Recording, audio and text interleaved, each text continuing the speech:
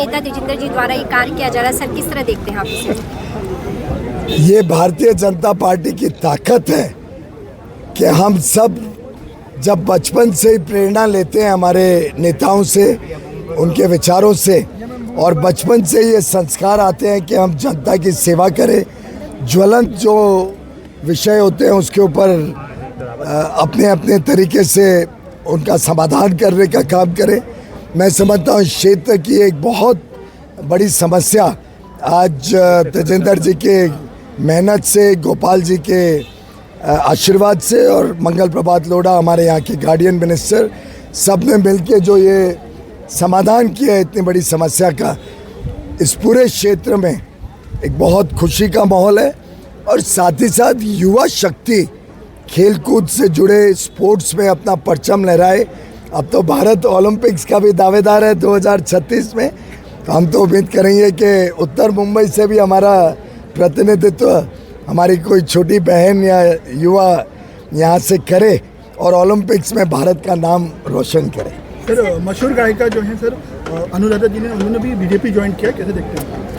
मैं समझता हूँ प्रधानमंत्री नरेंद्र मोदी जी के नेतृत्व में जिस प्रकार से आज देश में उत्साह और उमंग है, एक विश्वास पैदा हुआ है कि इस बार 10 वर्ष की जो कार्यकाल में प्रधानमंत्री जी ने नींव रखी है, उसके आधार पर देश में एक विश्वास पैदा हुआ है कि भारत अब विकसित भारत बनेगा। दुनिया की कोई ताकत भारत को रोक नहीं सकती। और अच्छे लोग समाज में जिन्होंने अपना नाम बनाया, अलग अलग क्षेत्र में जिन्होंने देश का गौरव बढ़ाए, ऐसे लोग आज प्रधानमंत्री मोदी जी के नेतृत्व में भाजपा के साथ जुड़ रहे हैं। ये हम सब के लिए सम्मान की भी बात है, प्रधानमंत्री जी के लिए बड़ा आशीर्वाद है और देशवासियों का सौभाग्य है। कांग्रेस की भारत ना जोड़ पाया है। ऐसा कि छोड़ो कल की बातें पुरानी, आओ हम सब मिलकर लिखेंगे नए दौर में नई कहानी। पीयूष गोयल जी के नेतृत्व में हम आने वाले दिनों में उत्तर मुंबई को और अच्छे ढंग से विकसित करेंगे।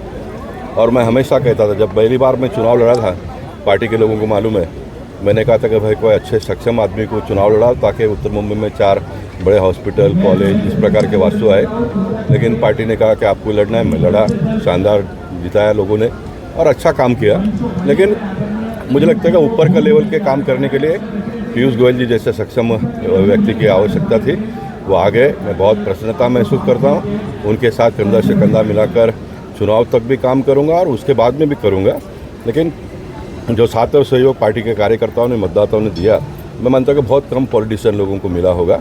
और मैं मानता हूँ कि अभी भी मेरे सर पर कर्जा है मैं चुनाव नहीं लड़ूंगा तो मेरा काम पूरा नहीं हुआ है। आने वाले दिनों में और गरीबों के लिए, फुटपाथ वालों के लिए, झोपड़ी वालों के लिए, मध्यम वर्गीय परिवार के लिए और बड़े बड़े बिल्डर लोग इतना बड़ा काम करते हैं, ऑफिसर लोग जो परेशान करते हैं, परमिशन समय पर नहीं मिलता है, ये सारे जो मेरे बुनियादी मुद्दे हैं, इसको मैं आने वाले दिनों में और ज़ोर से लड़ूंगा और लोगों को न्याय दिलाऊंगा। क्योंकि अभी मैं बंधन से मुक्त हो जाऊंगा 2 महीने के बाद में, तो लोगों को इसका बड़ा लाभ होगा आने वाले दिनों में, वो मैं करूंगा।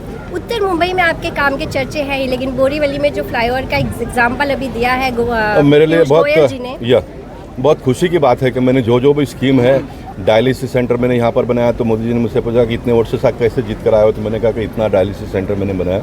तो मोदी जी ने पूरे देश भर में 3000 डायलिसिस सेंटर के पैसे दे दिए और स्कीम को इम्प्लीमेंट किया। धर्मेंद्र प्रधान जी ने उज्ज्वला योजना लाया, मुंबई को उसका लाभ नहीं मिलता था, मैं डोनरों के पास से पैसा लेकर सभी को घर घर चूल्हा पहुंचाने का काम किया। 17,000 से ज़्यादा लोगों को हमने चूल्हा का कनेक्शन दे दिया।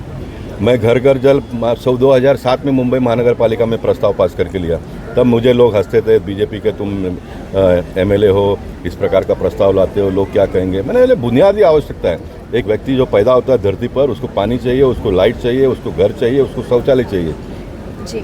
और ये मुझे खुशी है कि मैं जो मुद्दे को हाथ डाला वो सारा नेशनल इश्यू हो गया। और पीयूष जी ने आज बहुत बड़े मन से जो फ्लाईओवर की बात की, उसको नेशनल लेवल पर पहुंचाने की उन्होंने बात की, तो मैं मानता हूं कि ये बहुत बड़ी उपलब्धि उत्तर मुंबई के लिए होगी। और पीयूष गोयल जी ने जो कहा है वो होगा ही, और उसको करवा के लेने का काम मैं करूँगा।